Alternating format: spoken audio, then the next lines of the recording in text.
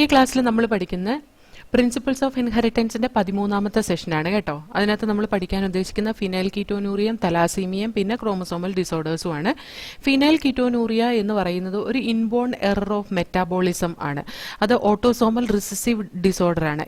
Inborn error of metabolism എന്ന് പറഞ്ഞാൽ എന്തോ ഒരു മെറ്റാബോളിക് ആക്ടിവിറ്റീസിലുള്ള എറർ കൊണ്ട് അതൊരു ആ എറർ ഉണ്ടാവുന്നതോ ഒരു ഓട്ടോസോമൽ റിസസീവ് ആയിട്ടുള്ള ഡിസോർഡർ ആണ്.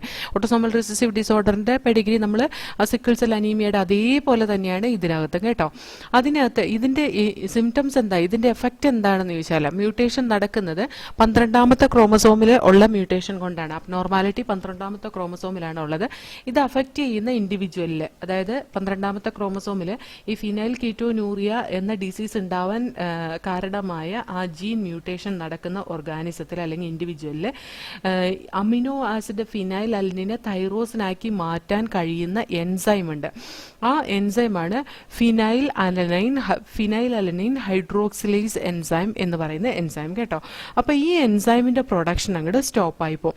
ഈ എൻസൈമിന്റെ പ്രൊഡക്ഷൻ സ്റ്റോപ്പ് ആയി കഴിഞ്ഞ് കഴിഞ്ഞാൽ എന്ത് പറ്റും? There will not be conversion of phenylalanine to tyrosine. Phenylalanine hydroxylase enzyme produce ചെയ്യാതെ വരുമ്പോൾ ഫിനൈൽ അലനിൻ എന്ന അമിനോ ആസിഡ് തൈറോസിനായിട്ട് കൺവേർട്ട് ചെയ്യില്ല. അപ്പോൾ എന്താവും? ഫിനൈൽ അലനിൻ ബോഡിയിൽ അക്യുമുലേറ്റ് ചെയ്യുകയും അത് ഫിനൈൽ പൈറുവിക് ആസിഡായിട്ട് കൺവേർട്ട് ചെയ്യുകയും ചെയ്യും. ഫിനൈൽ പൈറുവിക് ആസിഡും അതിന്റെ ഡെറിവേറ്റീവ്സ് ഒക്കെ ആയിട്ട് കൺവേർട്ട് ചെയ്യും. അപ്പോൾ ഈ ഫിനൈൽ പൈറുവിക് ആസിഡ് നമ്മുടെ ബ്രെയിൻ സെല്ലിലൊക്കെ അക്യുമുലേറ്റ് ചെയ്യുകയും അത് മെന്റൽ റിട്ടാർഡേഷന് കാരണമാവുകയും ചെയ്യും. അതേപോലെ തന്നെ ഇത് യൂറിൻ വഴി എക്സ്ക്രീറ്റ് ചെയ്യും. കാരണം എന്താണെന്ന് വെച്ചാൽ പുവർ അബ്സോർപ്ഷൻ ആണ്. കിഡ്നി അത് റീഅബ്സോർബ് ചെയ്യാന്ന് പറഞ്ഞാൽ വളരെ പുവർ ആയിട്ടാണ്, വളരെ പരിതാപകരമായ രീതിയിലുള്ള അബ്സോർപ്ഷന് ഫിനൈൽ പൈറുവിക് ആസിഡിന് നടക്കുള്ളൂ. അതുകൊണ്ട് അത് ഫുള്ളായിട്ട് എലിമിനേറ്റ് ആയി പുറത്തേക്ക് പോവുകയും ചെയ്യും. അതാണ് ഫിനൈൽ കീറ്റോനൂറിയ എന്ന് പറയുന്ന ഡിസീസ്. അപ്പോൾ ഫിനൈൽ കീറ്റോനൂറിയ 12ാമത്തെ ക്രോമസോമിൽ ഇരിക്കുന്ന ഓട്ടോസോമൽ റിസസീവ് ട്രേറ്റ് ആണ് കേട്ടോ. Phenyl ketonuria. This inborn error of metabolism is also inherited as the autosomal recessive trait.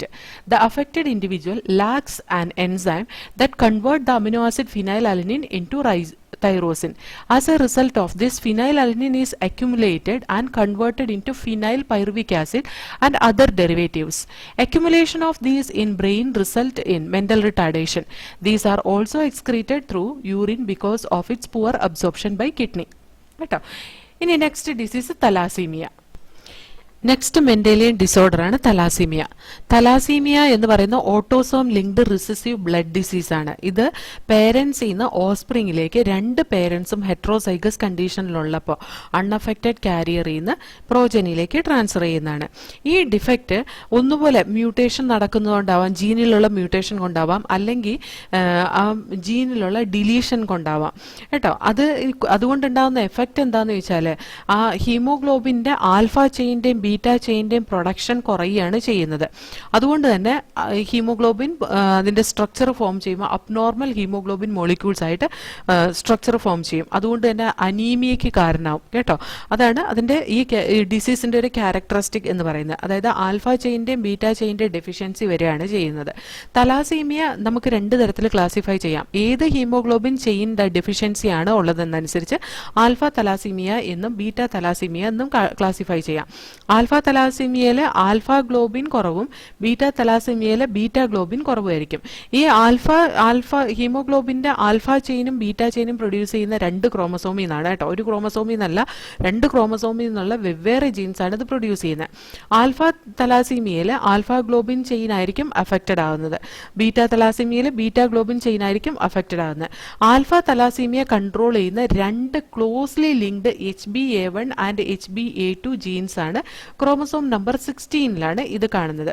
HbA1, HbA2, HbA1ന്റെ 2 അലീലും HbA2ന്റെ 2 അലീലും കൂടിയിട്ടാണ് ഈ പറയുന്ന ആൽഫ ചെയിൻസിനെ പ്രൊഡ്യൂസ് ചെയ്യുന്നത്. 16th ക്രോമസോമിലാണ് HbA1, HbA2 ഇരിക്കുന്നത് കേട്ടോ.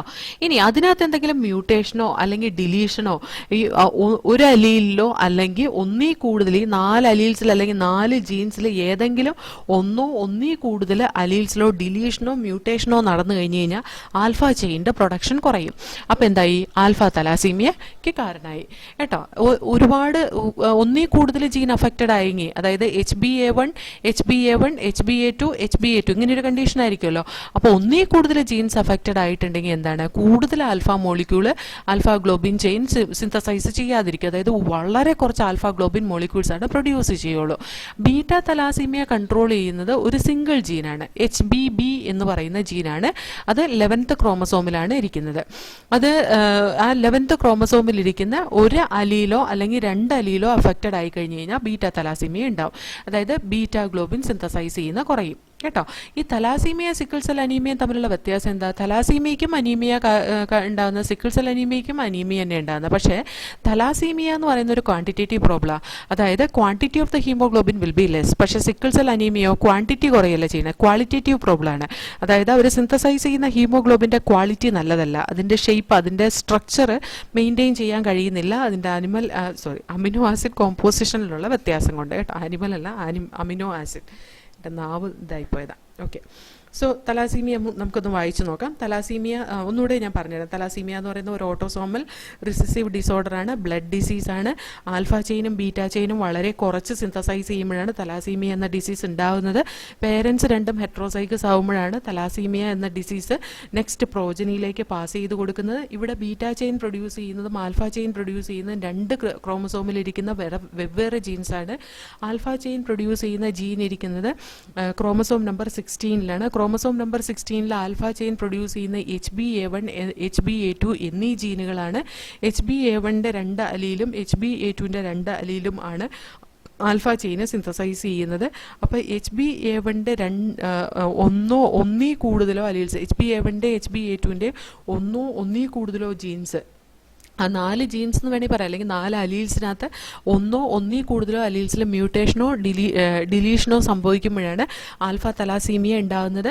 അത് കൂടുതൽ സൈറ്റിൽ എഫക്റ്റഡ് ആവും തോറും, അതായത് HbA1 HbA1ൽ 2ലും എഫക്റ്റഡ് ആകുമ്പോഴും, അല്ലെങ്കിൽ HbA1 HbA2 HbA2 എല്ലാത്തിലും എഫക്റ്റഡ് ആവും തോറും ഈ haemoglobin, alpha chain of haemoglobin produce ചെയ്യുന്ന കുറഞ്ഞു വരും. അപ്പോൾ വളരെ കുറച്ച് മാത്രമാണ് ആൽഫ ചെയിൻ പ്രൊഡ്യൂസ് ചെയ്യുള്ളൂ അങ്ങനത്തെ കേസിൽ. അതായത് മ്യൂട്ടേഷൻ നമ്പർ ഓഫ് ജീൻസിൽ കൂടുന്തോറും അതിൻ്റെ പ്രൊഡക്ഷൻ കുറയും എന്നാണ് പറഞ്ഞത്. അതായത് ആൽഫ ചെയിൻ്റെ പ്രൊഡക്ഷൻ കുറയും. ഇനി ബീറ്റ തലാസീമിയ കൺട്രോൾ ചെയ്യുന്ന ക്രോമസോം നമ്പർ 11 ആണ്. ക്രോമസോം നമ്പർ 11ൽ ഇരിക്കുന്ന HBB ജീനാണ്. HBB ജീനിനും 2 അലീൽസ് ഉണ്ട്. ഇതാണ് ബീറ്റ തലാസീമിയ കൺട്രോൾ ചെയ്യുന്ന. HBB ജീനിന് എന്തെങ്കിലും ഡിഫക്റ്റ് വന്നു കഴിഞ്ഞിട്ടുണ്ടെങ്കിൽ അത് ഉണ്ടാക്കുന്ന, HBB ജീനിന് എന്തെങ്കിലും ഡിഫക്റ്റ് വന്നു കഴിഞ്ഞാൽ ബീറ്റ ഗ്ലോബിൻ്റെ സിന്തസിസ് അങ്ങ് കുറയും. അതാണ് ബീറ്റ തലാസീമിയ എന്ന് പറയുന്നത്. തലാസീമിയ സിക്കിൾ സെൽ അനീമിയ തമ്മിലുള്ള വ്യത്യാസം എന്താണെന്ന് വെച്ചാൽ, തലാസീമിയ ഒരു ക്വാണ്ടിറ്റേറ്റീവ് പ്രോബ്ലം ഉണ്ടാക്കുന്നതാണ്. സിക്കിൾ സെൽ അനീമിയ എന്ന് പറയുന്നത് ക്വാളിറ്റേറ്റീവ് ടൈപ്പ് ഓഫ് പ്രോബ്ലം ആണ്. ക്വാണ്ടിറ്റേറ്റീവ് പ്രോബ്ലം എന്ന് പറഞ്ഞാൽ quantity of haemoglobin produced it will be less.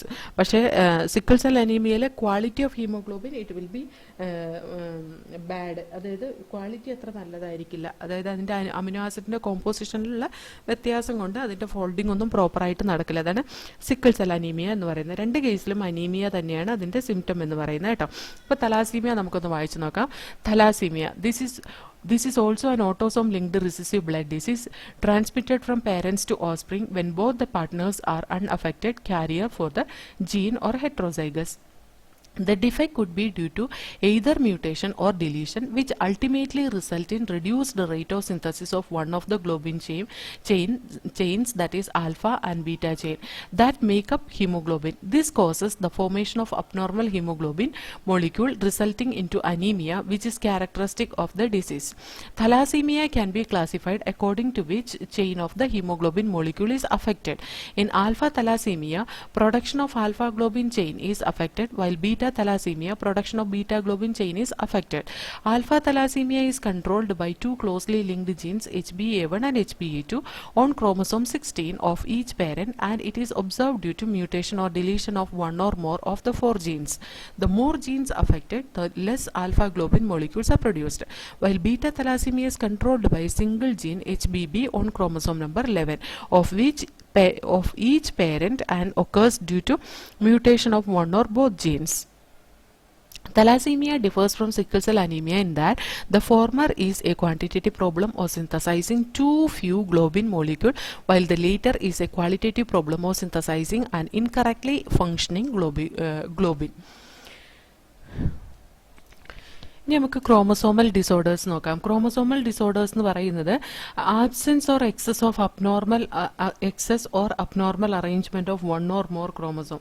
അതായത് ഒന്നുപോലെ ഒരു ക്രോമസോം ആബ്സെന്റ് ആവുക, അതല്ലെങ്കിൽ ഒരു ക്രോമസോം എക്സ്ട്രാ ആയി വരിക, അല്ലെങ്കിൽ അബ്നോർമൽ അറേഞ്ച്മെന്റ് ഓഫ് ക്രോമസോം. അതായത് സെൽ ഡിവിഷൻ നടക്കുന്ന സമയത്ത് ക്രോമസോം അബ്നോർമലി അറേഞ്ച് ചെയ്യുന്നതൊക്കെയാണ് ക്രോമസോമൽ ഡിസോർഡറിന് കാരണമാകുന്നത്. ഈ ക്രോമസോമൽ ഡിസോർഡറിന് കാരണമാകുന്നത് failure of segregation of chromatids during cell division cycle. അതായത് ഗ്യാമീറ്റ് ഫോം ചെയ്യുന്ന സമയത്തുണ്ടല്ലോ, ആ സെൽ സൈക്കിൾ നടക്കുമ്പോൾ അതിന്റെ ക്രോമാറ്റിൻ ത്രെഡ് സെൽ ഡിവിഷന്റെ സമയത്ത് കറക്റ്റായിട്ട് സെപ്പറേറ്റ് ആയി പോയില്ലെങ്കിൽ ഒരു ക്രോമസോം എക്സസ് ആയിട്ട് ഒരു സെല്ലിൽ വരാനും ഒരു ക്രോമസോം ഒരു സെല്ലിൽ കുറയാനും കാരണമാവും. അത് അന്യൂപ്ലോയിഡിക്ക് കാരണമാവും. ഇതിന് അന്യൂപ്ലോയിഡി എന്ന് പറയാം. അതായത് ചേഞ്ച് ഇൻ നമ്പർ ഓഫ് ക്രോമസോമിന്റെ നമ്പറിൽ വേരിയേഷൻ വരുന്നതിന് അന്യൂപ്ലോയിഡി എന്ന് പറയുന്നത്. അത് നമുക്ക് ക്രോമസോമൽ ഡിസോർഡർ ഉണ്ടാക്കും. Example for this is down syndrome. Down syndrome എന്ന് പറഞ്ഞാൽ ഒരു എക്സ്ട്രാ 21st ക്രോമസോം എക്സ്ട്രാ ഒരെണ്ണം എഗ്ഗിലോ അല്ലെങ്കിൽ സ്പേമിലോ ഉണ്ടായി കഴിഞ്ഞ് കഴിഞ്ഞാൽ സിസ്റ്റർ ക്രോമാറ്റിഡ്സ് സെപ്പറേറ്റ് ചെയ്യാൻ പറ്റാതെ രണ്ട് സിസ്റ്റർ ക്രോമാറ്റിഡ്സ് 21st ക്രോമസോമിന്റെ രണ്ട് സിസ്റ്റർ ക്രോമാറ്റിഡ്സ് അവിടെ ഇരിക്കും. അത് പിന്നീട് രണ്ട് ക്രോമസോമായിട്ട് ആക്ട് ചെയ്യുകയും ചെയ്യുമ്പോൾ ഈ 21st ക്രോമസോം അത് 3 എണ്ണം ഉണ്ടാവും നമ്മുടെ സെല്ലിൽ.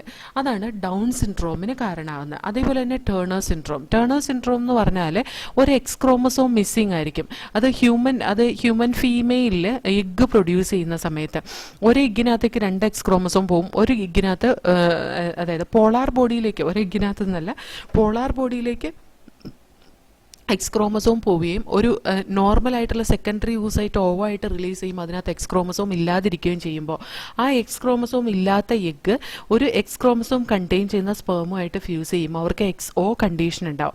അത് ആ XO കണ്ടീഷനെയാണ് നമ്മൾ ടേണർ സിൻഡ്രോം എന്ന് പറയുന്നത് കേട്ടോ. സൈറ്റോകൈനസിസിന്റെ സമയത്ത് ടീലോഫേസ് സ്റ്റേജിൽ സെൽ ഡിവിഷൻ നടക്കുമ്പോണ്ടല്ലോ, ആ സമയത്തൊക്കെ കംപ്ലീറ്റ് ക്രോമസോം സെറ്റും 2 പോളിലേക്ക് മാറണം. അങ്ങനെ 2 പോളിലേക്ക് മാറിയില്ല, അതൊരു ഭാഗത്ത് തന്നെയായിരിക്കുന്നെങ്കിൽ കംപ്ലീറ്റ് സെറ്റ് ക്രോമസോമും എക്സ്ട്രാ ആയിട്ട് വരും. അതായത് കംപ്ലീറ്റ് സെറ്റ് ക്രോമസോമും ഒരു സെല്ലിന്റെ ഉള്ളിൽ തന്നെ വരും. അത് പോളിപ്ലോയിഡി കണ്ടീഷനാണ് അത് കാണിക്കുന്നത്. സാധാരണയായിട്ട് പ്ലാന്റ്സിലൊക്കെ കാണാറുള്ളൂ കേട്ടോ.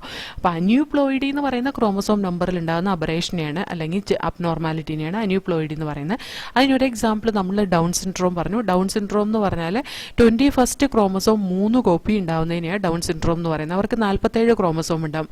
അത് 22 പെയർ ഓട്ടോസോംസും 21ാമത്തെ ഒരു ക്രോമസോം 3 എണ്ണമായിട്ടും. അപ്പോൾ അതായത് 1ാമത്തെ ക്രോമസോം മുതൽ 20ാമത്തെ ക്രോമസോം വരെ പെയറായിട്ടും 21ാമത്തെ ക്രോമസോം 3 എണ്ണവും 22ാമത്തെ ക്രോമസോം 2 എണ്ണവും XX ക്രോമസോം അല്ലെങ്കിൽ XY ക്രോമസോം വരുന്നതിനെ ഡൗൺ സിൻഡ്രോം എന്ന് പറയുന്നത്. ടേണർ സിൻഡ്രോം എന്ന് പറയുന്നത് എക്സ് ക്രോമസോം എഗ്ഗ് ഫോം ചെയ്യുന്ന സമയത്ത് ഫീമെയിലിൽ ലോസ് ആവും. ഫീമെയിലിൽ എക്സ് ക്രോമസോം ലോസ് ആയി കഴിഞ്ഞ് കഴിഞ്ഞിട്ടുണ്ടെങ്കിൽ ആ എക്സ് ക്രോമസോം ഇല്ലാത്ത എഗ്ഗ് എക്സ് ക്രോമസോം ഉള്ള സ്പേമുമായിട്ട് ഫ്യൂസ് ചെയ്ത XO കണ്ടീഷനുള്ള ഒരു ഫീമെയിൽ ഉണ്ടാവും. അതിനെയാണ് നമ്മൾ ടേണർ സിൻഡ്രോം എന്ന് പറയുന്നത്. സൈറ്റോകൈനസിസ് കംപ്ലീറ്റ് ഫെയിലായി ടീലോഫേസ് കഴിഞ്ഞിട്ട് സെൽ ഡിവിഷൻ നടക്കാതെ അങ്ങനെ നിന്ന് കഴിഞ്ഞാൽ കംപ്ലീറ്റ് സെറ്റ് ക്രോമസോം ഒരു സെല്ലിൻ്റെ ഉള്ളിൽ തന്നെ നമുക്ക് കാണാൻ കഴിയും. അതായത് പോളിപ്ലോയിഡി, അതായത് ഒരു complete full set of chromosome ഒരു സെല്ലിൻ്റെ ഉള്ളിൽ തന്നെയാണ്. അതിന് നമ്മൾ പോളിപ്ലോയിഡി എന്നാണ് പറയുന്നത്. സാധാരണയായിട്ട് പ്ലാന്റ്സിലാണ് കാണുന്നത് കേട്ടോ. ഇനി നോർമൽ ഹ്യൂമൻ സെല്ലിൽ 46 ക്രോമസോം ഉള്ളത്, അത് 23 പെയേഴ്സ് ആയിട്ടാണ് കാണുന്നത്. അതിനകത്ത് 22 പെയേഴ്സ് ഓട്ടോസോംസും 1 പെയർ സെക്സ് ക്രോമസോമും നമുക്ക് ഓൾറെഡി അറിയാലോ. ഇനി ചില കേസസിൽ അഡീഷണൽ കോപ്പി ക്രോമസോംസ് ഉണ്ടാവാം ഒരു ഇൻഡിവിജ്വലിൽ. അതിനെയാണ് നമ്മൾ ക്രോമസോമൽ അബറേഷൻ അല്ലെങ്കിൽ ക്രോമസോമൽ ഡിസോർഡർ എന്നൊക്കെ പറയുന്നത്. ചില ഇൻഡിവിജ്വലിൽ ഒരു one pair of chromosome can be lack, അതായത് ചിലപ്പോൾ ഒരു ക്രോമസോം കുറവായിരിക്കാം.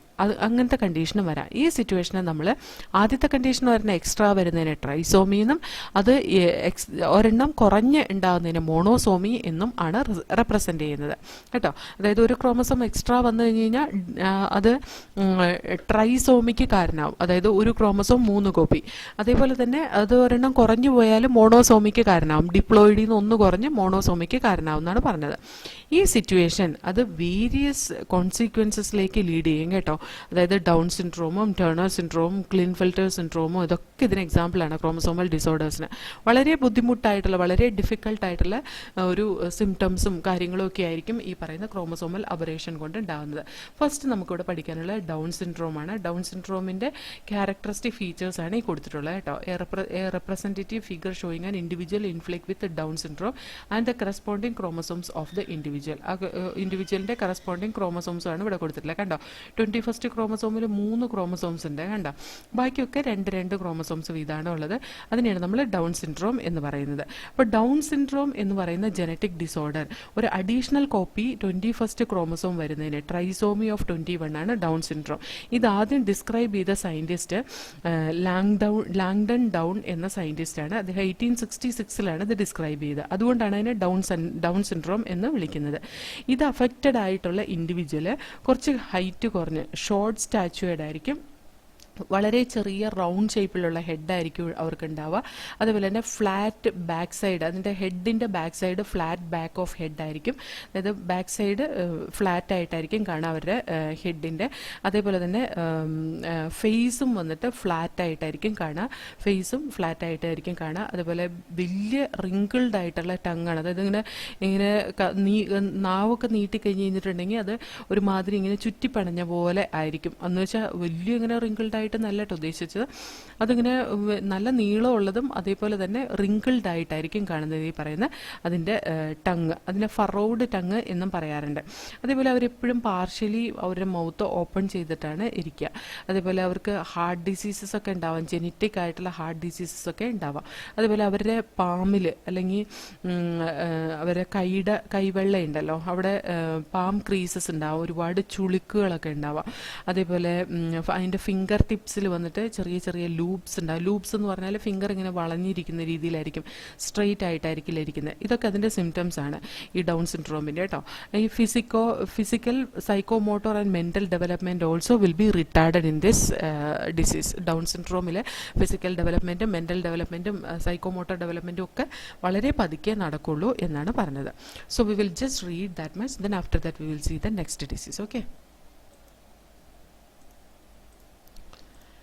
Chromosomal disorders. The chromosomal disorders, on the other hand, are caused due to absence or excess of abnormal arrangement of one or more chromosomes. Failure or segregation of chromatids during cell division cycle result in the gain or loss of a chromosome called aneuploidy. For example, Down syndrome result in gain of extra copy of chromosome 21. Similarly, Turner syndrome result due to loss of X chromosome in human female. Failure of cytokinesis after telophase stage of cell division result in an increase in a whole set of chromosome in an organism, and this phenomenon is known as polyploidy, this condition is often seen in plants. The total number of chromosomes in a normal human cell is 46, that is 23 pairs. Out of these, 22 pairs are autosomes and 1 pair of chromosomes are sex chromosome. Sometime, though rarely, either an additional copy of a chromosome may be included in an individual or an individual may lack one pair of chromosome. These situations are known as trisomy or monosomy of a chromosome respectively. Such a situation lead to very serious consequences in the individual. Down syndrome, Turner syndrome, Klinefelter syndrome are common examples of chromosomal disorders. First one, Down syndrome. The cause of this genetic disorder is the presence of an additional copy of the chromosome number 21, that is trisomy of 21. This disorder was first described by Langdon Down in 1866. The affected individual is short-statured with a small round head, furrowed tongue and partially open mouth. Figure 516 is showing the symptoms of it. Okay. Palm is broad with a characteristic palm crease. Palm crease എന്ന് പറഞ്ഞിട്ടുണ്ടെങ്കിൽ ചുളുക്കുള്ള കൈവെള്ള. Physical, psychomotor and mental development is retarded in Down syndrome. കേട്ടോ. ഇനി next നമുക്ക് പഠിക്കാനുള്ള ക്ലിൻഫെൽറ്റർ syndrome ആണ്. ക്ലിൻഫെൽറ്റർ syndrome എന്ന് പറയുന്ന ഈ ജനറ്റിക് ഡിസോർഡർ ഉണ്ടാകുന്നത് additional copy of X chromosome ഉള്ളത് കൊണ്ടാണ്. അതായത് കാരിയോടൈപ്പിംഗ് ചെയ്യുമ്പോൾ അവർക്ക് 47 ക്രോമസോം ഉണ്ടാവും. ഡൗൺ സിൻഡ്രോമിൽ 47 ക്രോമസോം ഉണ്ടാവും, ക്ലിൻഫെൽറ്റർ സിൻഡ്രോമിൽ 47 ക്രോമസോം ഉണ്ടാവും. ഇവിടെ ഓട്ടോസോം എക്സ്ട്രാ വരും, ഇവിടെ സെക്സ് ക്രോമസോമാണ് എക്സ്ട്രാ ആയിട്ട് വരുന്നത്. അതായത് additional copy of 1 X chromosome, അതാണ് അവരുടെ സെക്സ് ക്രോമസോം വന്ന് XXY ആയിരിക്കും. ആ തരത്തിലുള്ള ഇൻഡിവിജ്വല് ഓവറോൾ മസ്കുലൈൻ ഡെവലപ്മെന്റ് ഉണ്ടാവും. Y ക്രോമസോം ഉള്ളതുകൊണ്ട് അവർക്ക് മസിൽസ് ഒക്കെ ഡെവലപ്പ് ചെയ്യും. എന്നാൽ ഫെമിനൈൻ ഡെവലപ്മെന്റും ഉണ്ടാവും. ബ്രസ്റ്റ് ഒക്കെ ഡെവലപ്പ് ചെയ്യും. അതിനെ ഗൈനക്കോമാസ്റ്റിയ എന്നാണ് പറയുന്നത് കേട്ടോ. അതും ഒരു ഫീമെയിലിൻ്റെയും മെയിലിൻ്റെയും ക്യാരക്ടറിസ്റ്റിക് ഫീച്ചർ എക്സ്പ്രസ് ചെയ്യും. അത് സ്റ്റെറൈലായിട്ട് തുടരുകയും ചെയ്യും. കണ്ടോ, ഇതാണ് എന്താണ് ക്ലിൻഫിൽട്ടർ സിൻഡ്രോമിൻ്റെ ഫലമായിട്ടുണ്ടാകുന്ന ഇൻഡിവിജ്വൽ കേട്ടോ. ഇനി നെക്സ്റ്റ് വൺ ടേണർ സിൻഡ്രോം ആണ്. ടേണർ സിൻഡ്രോം എന്ന് പറയുന്നത് ഒരു എക്സ് ക്രോമസോം ആബ്സെൻ്റ് ആയിട്ട് വരുമ്പോഴാണ് ടേണർ സിൻഡ്രോം എന്ന് പറയുന്നത്. അങ്ങനെയുള്ള വ്യക്തികൾക്ക് 45 ക്രോമസോമേ ഉണ്ടാവുള്ളൂ. അതായത് 44 ഓട്ടോസോംസും ഒരു എക്സ് ക്രോമസോം. ഈ തരത്തിലുള്ള ഫീമെയിൽ, ഈ തരത്തിലുള്ള ഓർഗാനിസം ഫീമെയിൽ ആയിട്ടാണ് ഡെവലപ്പ് ചെയ്യുന്നത് കേട്ടോ. ഈ തരത്തിലുള്ള ഫീമെയിൽ സ്റ്റെറൈൽ ആയിരിക്കും, ഓവറി അല്ല, റുഡിമെൻ്ററി ആയിരിക്കും. അതേപോലെ തന്നെ അതർ സെക്കൻഡറി സെക്ഷൽ ക്യാരക്ടേഴ്സ് ഒക്കെ ആബ്സെൻ്റ് ആയിരിക്കും ഈ പറയുന്ന എന്താണ് ടേണർ സിൻഡ്രോം ഉള്ള ആളുകൾക്ക് കേട്ടോ. അപ്പോൾ നമുക്കതൊന്ന് വായിച്ചു നോക്കാം. Klinefelter syndrome and Turner syndrome. Klinefelter syndrome, the genetic disorder is also caused due to presence of an additional copy of X chromosome resulting in to a karyotype of 47XXY. Such an individual has overall masculine development. However, the feminine development or development of breast, that is gynecomastia, is also expressed. Such individual is or are sterile. Next, Turner syndrome ആണ്. Turner syndrome, that is a disorder. It is caused due to the absence of one of the X chromosome, that is 45 with the XO type. Such female are sterile as ovaries are rudimentary besides other features including lack of other secondary sexual characteristic features. കേട്ടോ, അതാണ് turner syndrome. അപ്പോൾ ഇത്രയേ ഉള്ളൂ നമുക്ക് ഈ ഒരു ചാപ്റ്ററിൽ, principles of inheritance എന്ന് പറയുന്ന ചാപ്റ്ററിൽ. ക്രോമസോമൽ ഡിസോർഡേഴ്സ് വളരെ ഇമ്പോർട്ടൻ്റ് ആണ്. അതുപോലെ തന്നെ മെൻഡലിയൻ ഡിസോർഡേഴ്സും ഇമ്പോർട്ടൻ്റ് ആണ്. എന്ത് ഡൗട്ട് വന്നാലും ചോദിക്കാൻ മടിക്കാതെ ചോദിച്ചോളണം കേട്ടോ. ഒന്നുപോലെ കമൻറ്റ് ബോക്സിലിടാം. അല്ലെങ്കിൽ നമുക്ക് ബോർഡിന് പ്രിപ്പയർ ചെയ്യുന്ന സ്റ്റുഡൻസിന് ഞാൻ വേണമെങ്കിൽ ഒരു ടെലിഗ്രാം ഗ്രൂപ്പ് പുതിയതായിട്ട് ക്രിയേറ്റ് ചെയ്യാം. അപ്പോൾ നമുക്ക് അവിടെ സ്റ്റുഡൻസിന് എന്ത് ഡൗട്ട് ഉണ്ടെങ്കിലും ചോദിക്കുകയും ചെയ്യാം കേട്ടോ. നോക്കട്ടെ, ഞാൻ അടുത്ത് തന്നെ ഒരു ടെലിഗ്രാം ഗ്രൂപ്പ് ക്രിയേറ്റ് ചെയ്തിട്ട് തരാം. ഓക്കെ.